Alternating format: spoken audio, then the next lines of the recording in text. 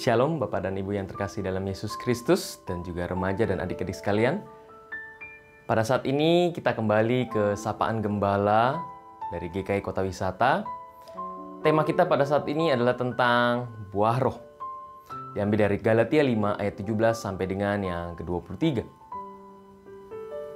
Buah Roh Kudus ini dijabarkan ada 9, yaitu kasih, sukacita, damai sejahtera, kesabaran, kemurahan, kebaikan, kesetiaan, kelemah lembutan, dan penguasaan diri. 9 karakter ini bukanlah 9 buah yang berbeda, melainkan satu buah, tapi ada di dalam 9 bagian. Di dalam bahasa Yunani, buah ini artinya adalah karpos. Berarti definisinya ini adalah hasil dari sesuatu. Nah, ketika buah roh ditunjukkan di dalam hidup kita, ini adalah sebuah pertanda atau hasil bahwa kita ini dipimpin oleh Roh Allah. Sama seperti cabang-cabang dari pohon anggur yang perlu terhubung dan melekat erat dengan batangnya agar bisa menghasilkan anggur. Dan buah roh ini adalah bukti atas hubungan dan kemelekatan kita dengan Kristus. Rasul Paulus menyebutkan bahwa buah roh ini adalah sebuah peringatan kepada jemaat di Galatia bahwa mereka ini sudah berada di dalam Kristus. Sehingga mereka harus menghasilkan buah. Dan mereka tidak boleh lagi bercampur aduk, bercampur baur dengan keinginan daging. Apa itu keinginan daging? Yaitu pencabulan, kecemaran, penyembahan berhala, perseteruan, iri hati, amarah, kepentingan diri sendiri, dan kemabukan.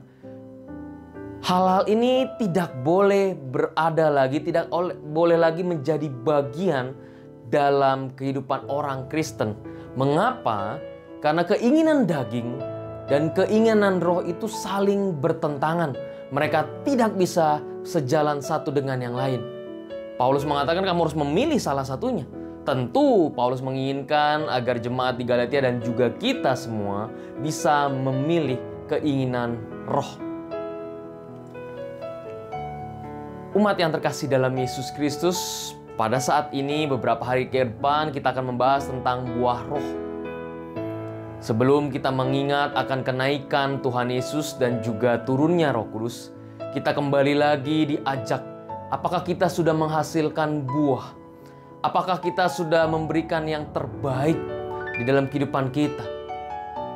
Kalau kita sebagai pengikut Kristus tetapi masih menjalankan atau masih bercampur aduk dengan keinginan daging, maka kita diingatkan untuk menjauhkan. Kenapa? Karena keinginan daging dan keinginan roh tidak bisa disatukan.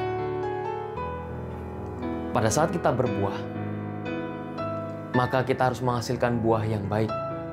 Pada saat kita berbuah dalam buah roh itu, dan ingat, buah roh itu tidak ada satu hukum pun yang menentang, luar biasa. Tidak ada satu hukum pun yang menentang kalau kita melakukan banyak kasih kepada orang, tidak ada satu pun. Tetapi kembali lagi ini harus kita tunjukkan. Kalau seandainya tidak, kalau kita tidak berbuah, maka kita selayaknya cabang atau ranting yang tidak ada fungsinya, yang akan dibuang, yang akan dipotong dan dibuang. Oleh karena itu, marilah kita berbuah di dalam Kristus dan bagikanlah, bukan hanya untuk diri sendiri, dan bagikanlah untuk sesama kita. Menunjukkan bahwa pada saat kita berbuah di dalam Kristus, maka orang lain bukan melihat diri kita, tetapi melihat kemelekatan kita kepada sumber utama. Siapa? Yaitu Kristus. Tuhan memberkati kita.